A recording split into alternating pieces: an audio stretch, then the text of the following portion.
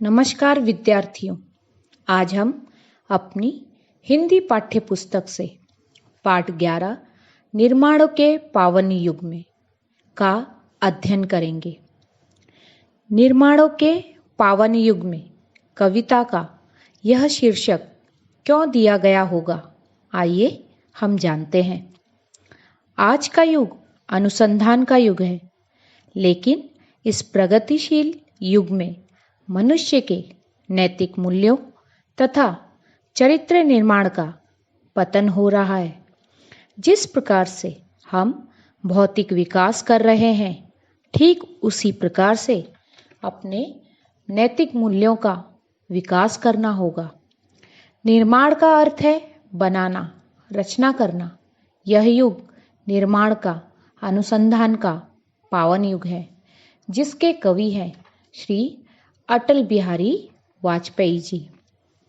अटल बिहारी वाजपेयी जी का नाम तो आपने सुना ही होगा। जी हाँ बच्चों, अटल बिहारी वाजपेयी जी हमारे देश के पूर्व प्रधानमंत्री थे। आइए हम उनका परिचय पढ़ते हैं। जन्म 25 दिसंबर 1924, ग्वालियर, मध्य प्रदेश। अटल बिहारी वाजपेयी जी भारत के पूर्व प्रधानमंत्री होने के साथ साथ कवि, पत्रकार व प्रखर वक्ता भी थे। आपकी रचनाएं जीवन की जिज्ञासा, राष्ट्र प्रेम एवं ओज से परिपूर्ण है। प्रमुख कृतियां: मेरी 51 कविताएं, कविता संग्रह, कुछ लेख, कुछ भाषण, बिंदु बिंदु विचार, अमर बलिदान, गद्य रचनाएं। अटल बिहारी वाजपेयी जी की मृत्यु 16 अगस्त सन 2018 में हुई थी। भारतीय जनता पार्टी अटल बिहारी वाजपेयी जी का राजनीतिक दल था। पद्य संबंधी कविता, यह जो पाठ है यह कविता का रूप है। रस की अनुभूति कराने वाली, सुंदर अर्थ प्रकट करने वाली, लोकोत्तर आनंद देने वाली रचना कविता होती है। इसमें दृश्य की अनुभूतियों को साकार किया जाता है।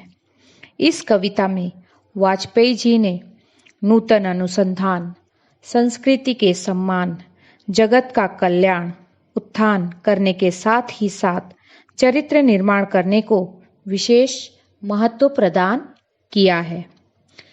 आइए बच्चों, अब हम कविता का वाचन करेंगे। निर्माणों के पावन युग में हम चरित्र निर्माण न भूले, स्वार्थ साधना की आंधी में वसुधा का कल्याण न भूले। माना अगम अगाध सिंधु है, संघर्षों का पार नहीं है, किंतु डूबना मझधारों में साहस को स्वीकार नहीं है। जटिल समस्या सुलझाने को नूतन अनुसंधान न भूले। निर्माणों के पावन युग में हम चरित्र निर्माण न भूले, स्वार्थ साधना की आंधी में वसुधा का कल्याण न भूले। शील विनय आदर्श श्रेष्ठता तार बिना झंकार नहीं है। शिक्षा क्या स्वर साध सकेगी यदि नैतिक आधार नहीं है। कीर्ति कौमुदी की गरिमा में संस्कृति का सम्मान न भूले। निर्माणों के पावन युग में चरित्र निर्माण न भूले, स्वार्थ साधना की आंधी में वसुधा का कल्याण न भूले। आविष्कारों की कीर्तियों में यदि मानव का प्यार नहीं है, सृजनहीन विज्ञान व्यर्थ है, प्राणी का उपकार नहीं है। भौतिकता के उत्थानों में जीवन का उत्थान न भूले। निर्माणों के पावन युग में हम चरित्र निर्माण न भूले, स्वार्थ साधना की आंधी में वसुधा का कल्याण न भूले। प्रस्तुत कविता में कवि वाजपेयी जी ने वसुधैव कुटुंबकम के नूतन अनुसंधान, संस्कृति के सम्मान, जगत का कल्याण, उत्थान करने के साथ ही साथ चरित्र निर्माण एवं मानवीय गुणों के महत्व को समग्र रूप से प्रतिपादित किया है। इस कविता के माध्यम से कवि कहना चाहते हैं कि आज का युग निर्माण का पावन युग है। जीवन के हर क्षेत्र में प्रगति हो रही है, नवनिर्माण हो रहा है। ऐसे में क्या व्यक्ति का विकास हो रहा है। व्यक्ति विकास के लिए चरित्र का उज्जवल होना आवश्यक है। अतः व्यक्ति को चरित्र निर्माण पर बल देना चाहिए। उसे व्यक्तिगत स्वार्थ से बाहर निकलकर मानव जाति के कल्याण के लिए अग्रसर होना चाहिए। बच्चों, आज हम देखते हैं कि जिस प्रकार से विश्व की हालत है, और आज हमने समाचारों में भी सुना है कि भाई कुछ ऐसे देश हैं जो आपस में लड़ रहे हैं। तो यहाँ पर कवि अटल बिहारी वाजपेयी जी, उनका एक सपना था कि सारा विश्व एक कुटुंब की तरह रहे, एक कुटुंब के रूप में रहे। लेकिन आज यही भावना मनुष्य के अंदर नहीं है, और इसी भावना के निर्माण के लिए उन्होंने इस कविता की रचना की थी कि मनुष्य को सबसे पहले अपने नैतिक मूल्यों और चरित्र का निर्माण करना होगा, तभी जाकर यह विश्व एक कुटुंब की तरह रह सकेगा। आइए हम कविता का भावार्थ जानेंगे। निर्माणों के पावन युग में हम चरित्र निर्माण न भूले, स्वार्थ साधना की आंधी में वसुधा का कल्याण न भूले। माना अगम अगाध सिंधु है, संघर्षों का पार नहीं है, किंतु डूबना मझधारों में साहस को स्वीकार नहीं है। जटिल समस्या सुलझाने को नूतन अनुसंधान न भूले। बच्चों, अब हम कठिन शब्द देखेंगे। निर्माण, बनाने या रचने की क्रिया, रचना। पावन, पवित्र। युग, इतिहास का बड़ा कालमान। चरित्र, आचरण। स्वार्थ साधना, अपना मतलब सिद्ध करने की क्रिया। वसुधा, पृथ्वी। कल्याण, भलाई। अगम, अपार। अगाध, अथाह। सिंधु, समुद्र, सागर। संघर्ष, विकट परिस्थिति से निकलकर आगे बढ़ने का प्रयास। मझधार, लहरों के बीचों बीच। साहस, हिम्मत। जटिल, पेचीदा, दुरूह। सुलझाना, उलझन या जटिलता दूर करना। नूतन, नया। अनुसंधान, खोज, जांच पड़ताल। भावार्थ, कवि कहते हैं कि आज का युग निर्माणों का युग है। विज्ञान और तकनीकी के इस युग में नई नई खोजें हो रही हैं। आज बच्चों, हम देखते हैं कि विश्व के बहुत से ऐसे देश हैं जिन्होंने एक तरह से कितनी ही बड़ी बड़ी खोजें की हैं, और ज़्यादातर मनुष्य ने देखा जाए तो एक तरह से हथियारों की खोज ज़्यादा की है। आज जहां कोरोना काल में हम देखते हैं कि अस्पतालों की कमियां पड़ गई और दवाएं तो अभी तक बन भी नहीं पाई हैं, और मनुष्य एक तरह से असहाय हो चुका है। लेकिन हथियारों के मामले में आज छोटे से छोटा देश किस तरह से प्रगति कर रहा है, हमसे छुपा नहीं है। तो यहाँ पर कवि कहना चाहते हैं कि हमने कई नए नए आविष्कार किए हैं, और कई नए नए आविष्कार हो भी रहे हैं। व्यक्ति दिन दुनी रात चौगुनी प्रगति कर रहा है। निर्माण के इस युग में कवि कहते हैं कि हमें विकास तो करना चाहिए, पर अपने चरित्र के भी विकास पर ध्यान देना होगा। हमें अपने चरित्र निर्माण को महत्व देना होगा। मनुष्य आज विकास करने में इतना आगे बढ़ चुका है कि धीरे धीरे वह अपने नैतिक मूल्यों और चरित्र का पतन कर रहा है। इन पंक्तियों के द्वारा कवि हमें यह संदेश देते हैं कि निर्माण के इस युग में स्वार्थ की जो आंधी चली है कि हर देश अपने आप को कम नहीं समझता है। हर कोई हथियार के मामले में बढ़ चढ़कर अपने आप को बड़ा दिखाने की कोशिश करता है।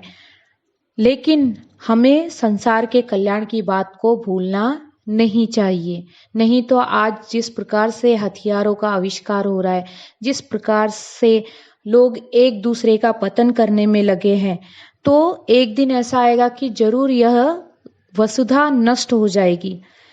इसलिए कवि चाहते हैं कि मनुष्य को सबसे पहले अपने नैतिक मूल्यों का और चरित्र का निर्माण करना होगा, तो ही हम इस विश्व का कल्याण कर सकते, इस विश्व के कल्याण की बातें सोच सकते हैं।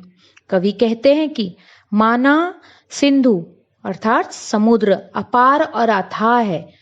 हम देखते हैं कि हमारा विश्व किस प्रकार से पानी से घिरा हुआ है, और जिसकी एक तरह से हम देखते हैं कि जो समुद्र है वो कितना अथाह है, कितना अपार है। ठीक उसी प्रकार से यह जो हमारा जीवन है, यह भी संघर्षमयी है, इसका कोई अंत नहीं है। आए दिन मनुष्य के जीवन में कोई ना कोई संघर्ष आता ही रहता है, फिर भी मनुष्य उन संघर्षों का सामना करता है। और इस संघर्षों में जो साहसी व्यक्ति होता है वह क्या करता है, वह लहरों के बीच उसे डूबना स्वीकार नहीं होता है।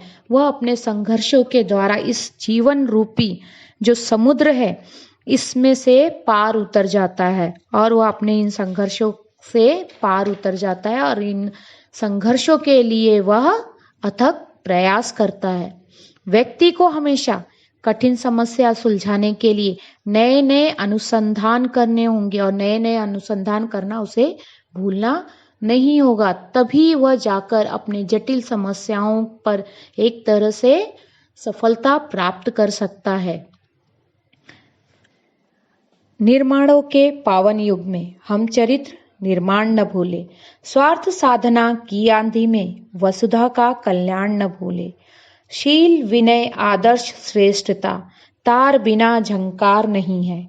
शिक्षा क्या स्वर साध सकेगी यदि नैतिक आधार नहीं है। कीर्ति कौमुदी की गरिमा में संस्कृति का सम्मान न भूले। निर्माणों के पावन युग में हम चरित्र निर्माण न भूले। शील मिजाज चाल ढाल अच्छा चरित्र, विनय नम्रता, आदर्श अनुकरणीय वस्तु, श्रेष्ठता उत्तमता उत्तम, झंकार झंझन का स्वर, साधना सिद्धि करना, नैतिक नीति संबंधी, कीर्ति यश शोभा चमक, कौमुदी चांदनी, गरिमा महत्व महिमा।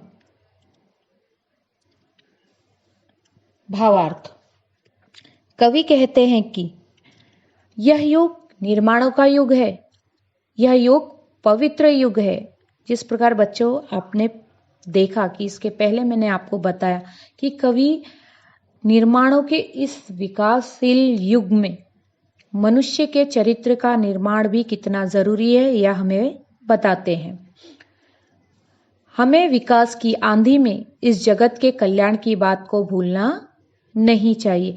कवि हमें बार बार वह चीज याद दिलाना चाहते हैं कि हम कितना ही विकास क्यों न कर ले, लेकिन जब तक हमारे नैतिक मूल्य और चरित्र का विकास नहीं होगा तो ये सारे विकास एक तरह से व्यर्थ हैं।